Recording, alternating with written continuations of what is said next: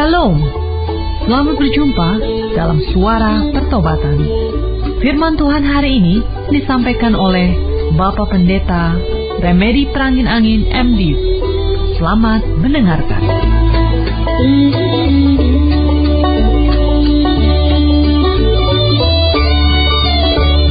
Kami mengucap syukur Tuhan Yesus dipersatukan kembali dalam persekutuan lewat udara. Setiap kali Engkau hadir dalam Roh-Mu yang kudus, kuasa si iblis tidak bisa menghampiri kami. Kami bisa berkonsentrasi, merasakan keindahan, kuasa dari firman-Mu yang membuat hati kami bersukacita. Kami rindu agar hati ini selalu dipenuhi oleh perasaan sukacita sepanjang waktu, sepanjang hari, sepanjang bulan, sepanjang tahun dalam kehidupan kami. Tidak tergantung dari apapun yang kami alami, musim kemarau, musim hujan, dalam keadaan sehat atau sakit. Kami rindu Tuhan, agar hati kami seperti air yang bergelora dipenuhi oleh kuasa Roh Kudus. Berbicaralah tentang hal ini, kami sudah siap mendengarkan. Terpujilah nama-Mu dari kekal sampai kekal. Haleluya, haleluya, amin. Shalom, apa kabar saudara? Saya harap saudara ada dalam keadaan sehat, sukacita, damai, sejahtera, dimanapun sedang berada saat ini. Apakah sedang di rumah, dalam perjalanan, di tempat kerja, di rumah sakit, atau sedang melakukan kegiatan tertentu. Harapan saya program ini menjadi teman di kala kesepian, menguatkan di kala lemah, menimbulkan semangat di kala lesu, memberi kesembuhan di kala sakit, memberi visi tatkala kehidupan terasa gelap. Tuhan Yesus memberkati kita semua dengan firman-Nya. Saudara-saudara yang dikasihi Yesus Kristus, sebuah gereja kami yang terletak di suatu kampung kehilangan alat musik, kehilangan keyboard beserta dengan mixer. Ruang ibadah terkunci rapat, jendela pakai jerijak besi, tetapi pencuri masih bisa memasukinya, membuka jerijak besi itu, entah bagaimana caranya. Saya pikir ada sesuatu yang bisa kita pelajari dalam setiap peristiwa. Dalam peristiwa kehilangan ini, bukan tidak mungkin Tuhan akan memberikan alat musik yang lebih baik. Tetapi di samping itu, saya merenungkan kembali arti alat musik dan puji-pujian. Firman Tuhan mengatakan, pujilah Tuhan dengan rebana, dengan kecapi, dengan seracap. Itu betul. Alat-alat musik sangat membantu. Tetapi tidak berarti alat-alat musik itu harus ada.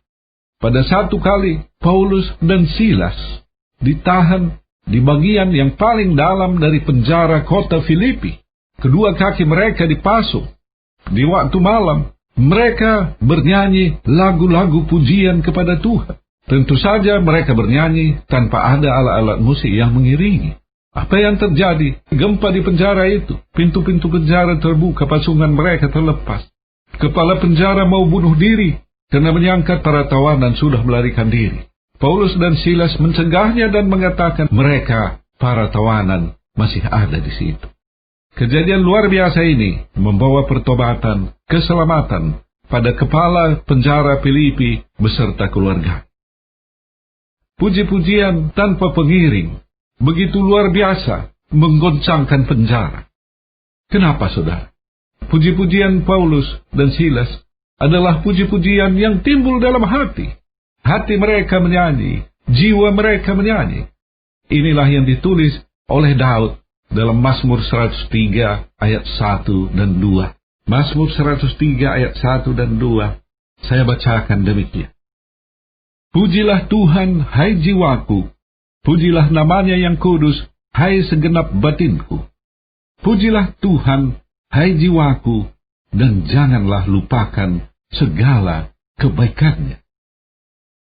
Daud mengatakan, puji Tuhan, hai jiwaku, puji namanya, puji ia dengan segenap batinku, jangan lupakan kebaikannya. Hati yang menyanyi, jiwa yang menyanyi. Alat musik seperti keyboard, gitar, bass, drum, piano, trompet, biola memang dibutuhkan untuk mengiring musik pujian, tetapi tujuannya agar bisa mengangkat hati dan jiwa. Jangan lupakan ini.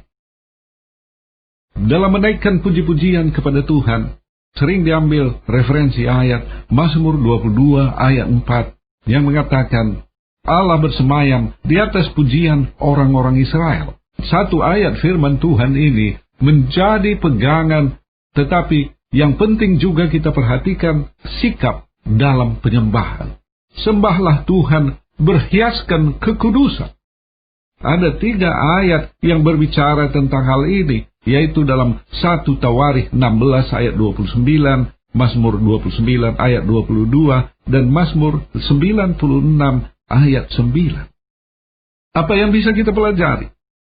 Menyembah Tuhan dengan puji-pujian sangat baik, tetapi diperlukan kekudusan. Sikap hati menyembah Tuhan lebih penting dari ketersediaan alat-alat musik pengiring. Sikap hati inilah yang membuat pujian Paulus dan Silas menggetarkan penjara kota Filipi. Kekudusan hati perlu bagi orang yang mengangkat pujian dengan suara. Sikap hati yang kudus perlu juga bagi orang-orang yang memainkan alat-alat musik itu. Saya mendengar di Jakarta ada puji-pujian dalam ibadah yang bagus, menarik banyak pengunjung. Pemain musiknya adalah pemain-pemain profesional yang biasa bermain musik di kafe atau tempat-tempat hiburan. Tetapi mereka barangkali bukan orang percaya. Saya mendengar kesaksian dari seorang hamba Tuhan yang mengadakan kunjungan ke gereja lain. Pujian penyembahan diiringi oleh seorang pemain keyboard yang profesional. Sesudah selesai puji-pujian, dia keluar barangkali merokok atau minum. Dia tidak mendengarkan khotbah. Apakah saudara pernah melihat hal seperti ini? Saya kira, di samping kita memerlukan keindahan dalam ibadah, lewat puji-pujian, alat-alat musik, kekudusan hati anggota tim pujian lebih penting dari keterampilan dan kemampuan mereka. Ibadah adalah satu komunikasi antara jemaat dengan Tuhannya. Di mana Tuhan ada, kekudusan adalah sesuatu yang sangat-sangat penting. Tanpa kita memperhatikan kekudusan itu, ibadah kita adalah pertemuan biasa. Boleh jadi kita beribadah dalam ruang full AC, ruangan yang megah, alat-alat musik yang canggih, pakaian-pakaian seragam yang indah. Tetapi tanpa adanya kekudusan hati, Tuhan tidak ada di sana. Pertemuan itu adalah satu pertemuan biasa, mungkin seperti suatu pegelaran musik. Dalam Mazmur 103 ayat 2 tadi, Daud mengatakan, pujilah Tuhan hai jiwaku, janganlah lupakan segala kebaikannya. Kebaikan Tuhan, itulah yang membuat Daud bersorak-sorai memuji-muji Tuhan setiap waktu. Tidak selamanya Daud menghadapi kehidupan yang mulus. Dia dikejar-kejar oleh Saul dan pasukannya, berpindah tempat dari satu gua ke gua lain, dari satu tempat ke tempat lain. Tetapi Daud mampu bersukacita karena ia mengingat kebaikan-kebaikan Tuhan kepadanya. Bukan hanya kebaikannya hari ini, tapi pada masa-masa yang lalu. Saya kira ini adalah satu hal penting yang membuat kita termotivasi untuk selalu mengucap syukur memuji Tuhan. Setiap kita sudah banyak menerima pertolongan dari Tuhan, bahkan mujizat sudah terjadi. Tetapi tiap hari juga ada kesulitan dan pergumulan. Hal inilah yang mencegah kita mengucap syukur, memuji Tuhan hari ini. Kita seolah selalu terbelenggu oleh masalah demi masalah. Tetapi coba saudara, melepaskan dari masalah pergumulan hari ini, hitung kembali dari belakang berapa banyak berkat, berapa banyak pertolongan yang Tuhan sudah berikan kepada kita. Apabila kita mampu, seperti Daud mampu, mengingat kebaikan-kebaikan Tuhan pada masa-masa lalu, kita sanggup juga memuji, memuliakan Tuhan. Menyadari rahasia seperti ini, saya sekarang sering merenungkan kebaikan-kebaikan Tuhan itu. Apabila saya berdiri di mimbar ibadah minggu, saya mengucap syukur. Saya sekarang bisa berbicara menghadapi orang yang agak banyak jumlahnya. Padahal pada masa muda saya adalah orang yang sangat pemalu. Kalau ada orang datang ke rumah, bisa-bisa saya pergi ke belakang dan saya minta istri yang menyambut tamu. Seorang pemalu. Kalau berbicara saya kurang lancar. Sering sekali bibir saya, mulut saya bergetar. Adakah perbedaannya keadaan itu dengan keadaan sekarang? Saya ingat kembali pada masa lalu. Ketika datang ke Jakarta, kami berdua, saya dengan istri, mendarat di pelabuhan Tanjung Priok dengan 2 koper dan beras setengah karung tepung. Itulah segala sesuatu yang kami miliki ketika pindah ke Pulau Jawa dari Pulau Sumatera. Sekarang ini, berapa banyak kursi, meja makan pecah belah, tempat tidur dan lain-lain. 2 truk besar barangkali tidak cukup memuatnya. Luar biasa. Pada waktu malam, istri saya sudah tertidur di samping. Saya melihatnya. Saya mengucap syukur diberikan Tuhan penolong yang luar biasa. Dia melengkapi segala sesuatu kekurangan saya. Saya tinggi, dia agak pendek. Saya pendiam, istri saya agak banyak bicara. Saya agak pemalu, istri saya gampang bergaul. Saudara kekasih, saya ajak saudara merenungkan juga kebaikan-kebaikan Tuhan pada masa lalu. Betapa baiknya Tuhan beri pertolongan dalam masalah keuangan, masalah keluarga, masalah pekerjaan dan usaha, masalah kesehatan. Kalau kita mengingat-ingat kebaikan Tuhan itu, bukan tidak mungkin 1 tetes, 2 tetes air mata kita akan keluar. Tuhan sungguh baik. Oleh karena itu, dalam hati, dalam jiwa, kita bernyanyi, memuji, memuliakan Tuhan. Saudara-saudara yang dikasihi Yesus Kristus, Daud memberikan kita inspirasi untuk memuji, memuliakan Tuhan dalam hati dan jiwa kita. Daud memiliki tempat yang khusus dalam Alkitab. Hati Tuhan melekat pada Daud. Bukan saja pada waktu ia masih hidup, tetapi juga sesudah ia meninggal. Beberapa kali Tuhan berkata, ia melakukan sesuatu oleh karena ia mengingat perjanjiannya dengan Daud. Hal ini menimbulkan rasa ingin tahu kita. Apa sebabnya Tuhan begitu senang dengan Daud? Jawabannya antara lain hubungan hati yang sangat dekat dengan Tuhan. Hati dan jiwa Daud dipenuhi oleh nyanyian pujian kepada Tuhan. Mari bersama kita mencoba lebih mendalami lagi perasaan hati Daud dalam memuji, memuliakan Tuhan dari hidupnya, dari tulisannya, dari Mazmur. Khususnya dalam kesempatan ini, saya ambil lagi dari Mazmur 40 ayat 2 sampai dengan 6. Mazmur 40 ayat 2 sampai dengan 6. Saya bacakan demikian. Aku sangat menanti-nantikan Tuhan, lalu ia menjenguk kepadaku dan mendengar teriakku minta tolong. Ia mengangkat aku dari lubang kebinasaan, dari lumpur rawa. Ia menempatkan kakiku di atas bukit batu, menetapkan langkahku. Ia memberikan nyanyian baru dalam mulutku untuk memuji Allah kita. Banyak orang akan melihatnya dan menjadi takut, lalu percaya kepada Tuhan. Berbahagialah orang yang menaruh kepercayaannya pada Tuhan, yang tidak berpaling kepada orang-orang yang angkuh atau kepada orang-orang yang telah menyimpang kepada kebohongan. Banyaklah yang telah kau lakukan, ya Tuhan Allahku, perbuatanmu yang ajaib dan maksudmu untuk kami. Tidak ada yang dapat disejajarkan dengan engkau. Aku mau memberitakan dan mengatakannya, tetapi terlalu besar jumlahnya untuk dihitung. Inilah sikap hati Daud. 5 ayat Mazmur ini begitu kaya menggambarkan suasana sikap hati Daud dalam berhubungan dengan Tuhan. Ia tidak melupakan kebaikan-kebaikan Tuhan. Tuhan senang akan hal itu. Pengalaman pribadi bergaul akrab dengan Tuhan membuat Daud mengerti, melihat apa saja yang Tuhan sudah lakukan buat hidupnya. Dalam ayat 6 ia mengatakan, begitu banyak perbuatan Tuhan yang ajaib, terlampau besar jumlahnya untuk dihitung. Daud tidak mampu menghitung-hitung berkat Tuhan yang ia terima. Dalam ayat 4 Daud berkata, Tuhan memberikan nyanyian baru untuk memuji Tuhan. Nyanyian baru yang timbul dalam hati, dalam jiwa.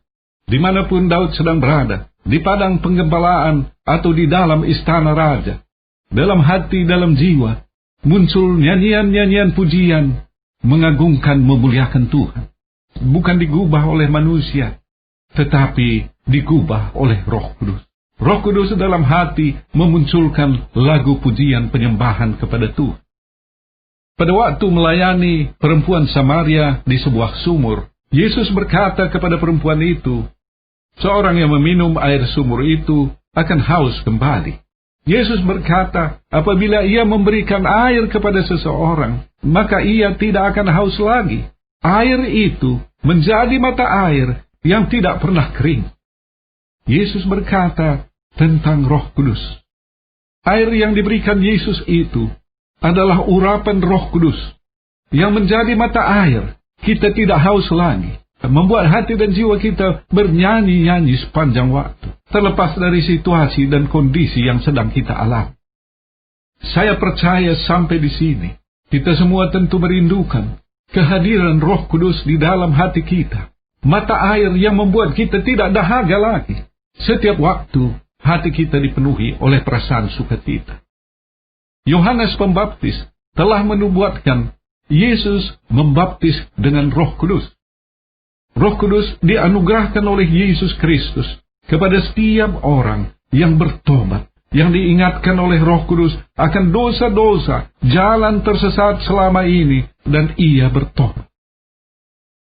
Saudara-saudara yang dikasihi Yesus Kristus, di manakah seseorang dapat dijamah oleh Roh Kudus, sehingga hati dan jiwanya boleh melantunkan nyanyian baru?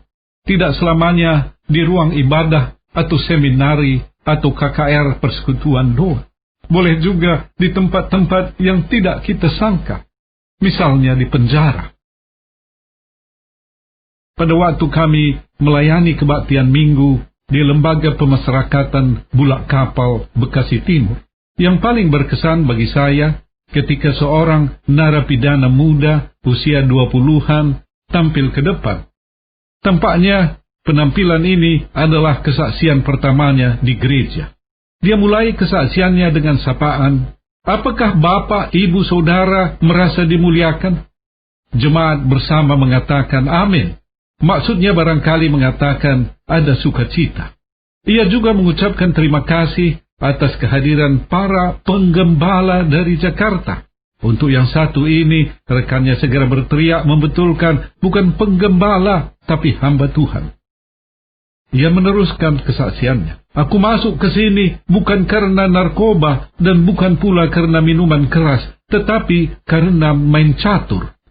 Rupanya ia bermain catur, ternyata bukan hanya jadi sekedar asah otak, tetapi berakhir dengan adu otot. Celakanya lagi, lawan main caturnya adalah anggota polisi. Pada waktu ia bersembunyi 2 hari, polisi cukup pintar dengan menyandra abangnya yang sudah berkeluarga dan punya anak. Daripada abangku yang sudah berkeluarga jadi korban, lebih baik aku menyerahkan diri ke Polsek, polisi sektor. Di tempat inilah penderitaannya dimulai. Tampak matanya mengecil, seolah hal itu menjadi trauma baginya. Oleh pengadilan, ia dihukum selama 2 tahun dan dimasukkan ke lapas. Selama menjadi tahanan di Polsek saja, ia merasa begitu mengerikan, apalagi lapas. Ketika ia dibawa ke lapas Bulak Kapal, dalam perkiraannya lapas ini merupakan neraka yang mengerikan. Betapa lega hatinya ketika di Bulak Kapal, saudara-saudara dari persekutuan Kristiani menyambutnya dengan bersahabat. Di Bulak Kapal inilah ia pertama kali menghadiri perjamuan kudus dalam rangka Paskah. Di gerejaku, katanya, aku tidak bisa ikut karena aku belum sidi. Ketika firman Tuhan disampaikan dalam kebaktian perjamuan kudus itu, ia menyimak dengan sungguh-sungguh tentang seorang yang bernama Yesus yang disiksa melebihi siksaan yang dialaminya. Ia bisa berempati kepada Yesus karena ia pun baru mengalami penyiksaan yang berat. Tetapi penderitaan Yesus sungguh lebih dahsyat. Salib yang dipikul itu, cambukan itu, mahkota duri itu, ia diludahi, ia dihina, ia disalib, tangannya dipaku, lambungnya ditusuk. Ia sama sekali sebenarnya tidak bersalah. Berbeda dengan ia masuk lembaga pemasyarakatan karena memang bersalah. Manusia tersalib itu sungguh ajaib, memberi harapan baginya. Ia bukan sampah dan orang terbuang yang dilupakan. Ia dicintai Yesus yang sudah mengorbankan dirinya bagi keselamatannya. Pada akhir kesaksiannya, narapidana muda ini tampak lebih berseri. Selesai ibadah, kami makan bersama. Saya lihat narapidana muda ini mengumpulkan sampah-sampah bungkusan makanan dan minuman aqua. Ia melakukannya dengan ceria. ia tampak punya nyanyian baru dalam hati dan jiwanya. Saudara yang dikasihi oleh Tuhan, dimanapun kita berada, tempat tidak menjadi masalah. Kita bisa melantunkan nyanyian baru dalam hati yang dipenuhi oleh Roh Kudus. Nyanyian itu adalah pujian persembahan kepada Yesus Kristus, seperti tertulis dalam Wahyu 5 ayat 9. Dan mereka menyanyikan satu nyanyian baru, katanya, Engkau layak menerima gulungan kitab itu dan membuka meterai-meterainya, karena Engkau telah disembelih, dan dengan darahmu Engkau telah membeli mereka bagi Allah dari tiap-tiap suku dan bahasa dan kaum dan bangsa. Nyanyian baru adalah rasa ucapan syukur dan pujian bagi Yesus Kristus, Kepala Gereja, yang memberkati kita semua dengan keluarga berlimpah-limpah. Tuhan Yesus, kami rindu setiap hati dan jiwa kami boleh melantunkan nyanyian baru, pujian dan penyembahan kami kepadamu. Bagi saudara yang dijamah oleh firman Tuhan oleh Roh Kudus, sehingga menyadari dosa-dosa jalan tersesat selama ini, saudara memiliki keinginan yang kuat untuk bertobat. Ikuti saya memanjatkan sebuah doa sederhana. Tuhan Yesus, kusadari dosa-dosa jalanku tersesat selama ini. Ampuni aku, pimpin aku dalam perjalanan hidup ke depan ini. Bagi saudara pendengar yang sakit, tumpangkan tangan pada bagian tubuh yang sakit, atau pusatkan hati dan pikiran pada penyakit, apapun bentuk dan manifestasinya. Saya akan berdoa bagi saudara. Tuhan Yesus, seturut dengan firman-Mu, di mana Injil diberitakan ada kuasa dan mujizat termasuk penyembuhan. Sembuhkan saudara-saudara yang mendengarkan siaran ini yang sedang sakit. Bagi saudara-saudara yang punya akar pahit luka jiwa, tidak bisa mengampuni seseorang atau beberapa orang dalam kehidupan saudara, oleh karena perbuatan-perbuatan mereka yang begitu mengecewakan, bahkan menimbulkan rasa trauma bagi saudara. Saya berdoa untuk saudara. Tuhan Yesus, jamah saudara kami yang punya akar pahit luka jiwa. Cabutkan itu Tuhan dengan kuat kuasa Roh Kudus, supaya saudara kami boleh dipenuhi kembali oleh perasaan sukacita, damai dan sejahtera. Akhirnya saya berdoa untuk semua pendengar siaran ini. Berkati mereka dalam kehidupan pribadi dan keluarga, dalam usaha pekerjaan, studi, pelayanan dan kegiatan. Terpujilah nama-Mu dari kekal sampai kekal. Haleluya, haleluya, amin.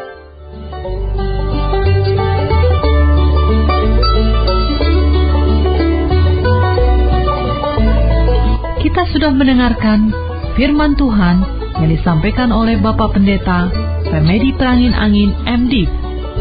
Pendengar dapat mengirimkan pokok-pokok doa kepada Suara Pertobatan, alamat email suarapertobatan@gmail.com, suarapertobatan@gmail.com. Sampai jumpa pekan depan pada hari dan jam yang sama. Tuhan Yesus memberkati.